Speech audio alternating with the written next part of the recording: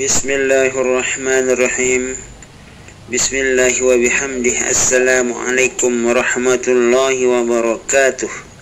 Para subscriber yang dirahmati Allah subhanahu wa ta'ala, semoga kita semua selalu dalam keadaan sehat walafiat, panjang umur, murah rizki yang halal, selamat dunia wal akhirah, mati dalam husnul khatimah, masuk surga bi ghairi hisab, selalu dalam ridha dan maghfirah Allah subhanahu wa ta'ala fid dunya wal akhirah, selalu dalam lindungan Allah subhanahu wa ta'ala dari segala macam mara bahaya fid dunya wal akhirah.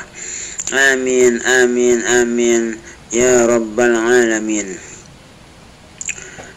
Dalam pertemuan kita kali ini saya akan menyampaikan sebuah cerita tentang ilmu hikmah yang pernah diijazahkan di Musalla Al-Abrar Pancor tahun 90-an yang lewat, yaitu oleh wakil dari Al-Maghfurlah Bapak Maulana Syekh Tuan Guru Ki Haji Muhammad Zainuddin Abdul Majid Pancor, yaitu Tuan Guru Ki Haji Muhammad Muhsin Makbul Kotaraja selaku koordinator pusat jamaah wirid khusus Nahdlatul Wathon yang diberikan wewenang untuk mengijazahkan berbagai macam ilmu hikmah.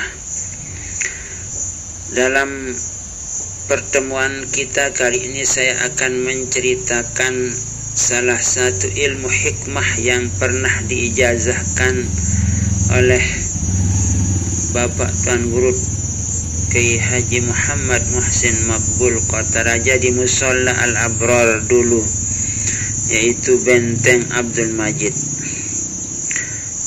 Saya melihat pada tahun 90-an di Musalla Al-Abrar Pancor dulu banyak sekali warga besar Nahdlatul Wathon yang berbondong-bondong menuju ke Musalla Al-Abrar untuk menerima berbagai macam ilmu hikmah, yang termasuk ilmu dasar, kemudian wirid khusus, kemudian juga benteng, ada benteng Abdul Majid, ada benteng Imam Subli, ada benteng Hamzan Wadi, dan berbagai macam benteng-benteng, dan ada juga yang menerima ilmu sirap dan sebagainya dari anak-anak masih kelas madrasah ibtidaiyah maupun sekolah dasar pun ikut serta dalam menerima ilmu hikmah yang diijazahkan. Bukan hanya orang tua, tapi remaja, pemuda, anak-anak, laki perempuan, ramai sekali dalam menerima berbagai macam ilmu hikmah di Musalla Al-Abrar Pancor dulu. Kemudian yang saya maksudkan adalah benteng Abdul Majid yang sering kita lihat pada remaja atau pemuda, bahkan anak-anak yang rajin dalam melatih atau mengamalkan benteng Abdul Majid tersebut. Mereka itu sangat gigih sekali dalam melatih bagaimana agar kekuatan benteng Abdul Majid itu bisa dibuktikan dengan keyakinan mereka sendiri. Saya melihat banyak yang melatih untuk meminjam berbagai macam jurus-jurus silat yang telah digunakan oleh Nabi Musa alaihissalam. Kemudian ada yang meminjam jurus-jurus silat yang pernah digunakan oleh Sayyidina Ali karramallahu wajhahu. Kemudian juga ada yang meminjam ilmu silat Bapak Hamzan Wadi. Ada juga yang meminjam jurus yang pernah digunakan oleh Kahar Muzakkar. Ada seorang pemuda pada saat itu memperlihatkan bagaimana dia bisa meminjam jurus silat Kahar Muzakkar di dalam sebuah masjid yang ada di Lombok Timur itu. Di saat pemuda tersebut menggunakan benteng Abdul Majid dengan meminjam jurus Kahar Muzakkar sampai pagar yang begitu tinggi bisa diloncatnya karena kekuatan benteng Abdul Majid yang sudah meresap ke dalam tubuhnya. Kemudian juga ada seorang mahasiswa di Fakultas Tarbiyah yang bernama Muhammad Jailani, kalau tidak salah namanya Muhammad Jailani dari Darsanboro, kalau tidak salah alamatnya itu. Si Muhammad Jailani itu baru selesai berwudu untuk melaksanakan sholat maghrib. Keadaan badannya itu masih basah, namun dengan keyakinan yang dimiliki oleh Muhammad Jailani itu berani memegang kabel yang terbuka dengan aliran setrum. Namun si Muhammad Jailani itu sedikit pun tidak terkena oleh setrum tersebut, dan di saat itu balon pun menyala karena sudah disambung kabelnya yang terbuka itu dengan tangan tanpa lapis. Si Muhammad Jailani itu memperlihatkan kepada seorang temannya untuk bagaimana kekuatan benteng Abdul Majid yang diistiqomahkan dalam mengamalkannya.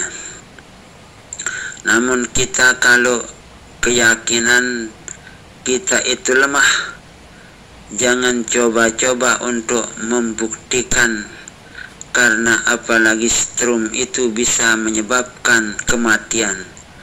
Kalau orang yang sudah mantap hati dan pikirannya itu dalam mengamalkan atau dalam menghayati dan menggunakan benteng Abdul Majid tersebut, tidak akan bisa terkena dengan setrum, walaupun setrum itu bisa mematikan. Nah, itulah contohnya si Muhammad Jailani itu tidak bisa disetrum oleh kekuatan setruman pada saat dia membuktikan kekuatan benteng Abdul Majid yang sudah meresap ke dalam tubuhnya itu.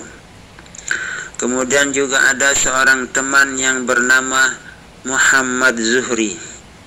Di tengah malam di sebuah pondok pesantren, kebetulan si Muhammad Zuhri itu menjaga pondok pesantren pada tahun 90-an. Di saat si Muhammad Zuhri sedang berada di pondok pesantren itu, ada didengarnya suara motor yang sangat mengganggu ketentraman masyarakat yang ada di sekitar jalan raya tersebut. Kemudian si Muhammad Zuhri membaca doa yang terdapat dalam benteng Abdul Majid itu, yaitu Allahumma inna naj'aluka fi nuhurihim wa na'udzubika min syururihim. Di saat itu kakinya dihentakkan ke bumi dengan kaifiat atau cara-cara yang harus dilakukan di saat membaca kalimat tersebut. Di saat itu pun motor yang begitu kencang, keras suaranya langsung padam dan tidak bisa dibunyikan, karena sudah dikunci oleh si Muhammad Zuhri dengan bacaan Allahumma inna naj'aluka fi nuhurihim wa na'udzubika min syururihim.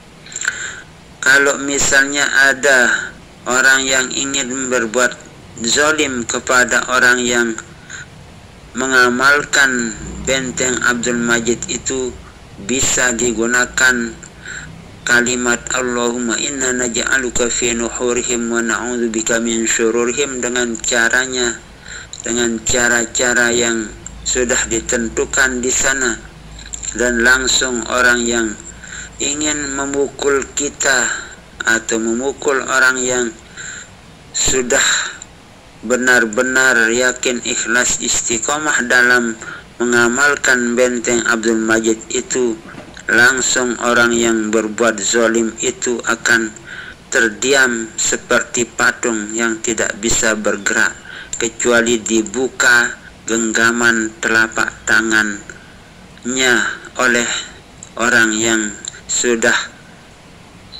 membaca doa kalimat Allahumma inna naj'aluka fi nuhurihim wa na'udzubika min syururihim. Nah, itulah sebagian cerita yang pernah saya dengar dulu dan saya pernah saksikan orang yang menggunakan kekuatan benteng Abdul Majid tersebut pada tahun 90-an yang lewat. Semoga ilmu atau cerita yang saya sampaikan ini bisa menjadi motivasi kita untuk yakin ikhlas istiqomah dalam mengamalkan ilmu-ilmu hikmah yang pernah kita terima, dan yang belum menerima silahkan datang ke Zurriyat Al-Maghfurlah Bapak Maulana Syekh Tuan Guru Ki Haji Muhammad Zainuddin Abdul Majid Pancor, yaitu Ummi Hajjah Siti Rafun Zainuddin Abdul Majid Pancor dan Ummi Hajjah Siti Rihanun Zainuddin Abdul Majid Pancor. Dan juga ada anak dari Bapak Koordinator Pusat Jamaah Wirid Khusus Nahdlatul Wathon yang tetap selalu siap untuk mengijazahkan ilmu-ilmu hikmah yang pernah diijazahkan oleh Bapak Koordinator Pusat Jamaah Wirid Khusus Nahdlatul Wathon di Kota Raja. Wallahu a'lamu bissawab, wallahul muwaffiq wal hadi ila sabilir rasyad. Wassalamu alaikum warahmatullahi wabarakatuh.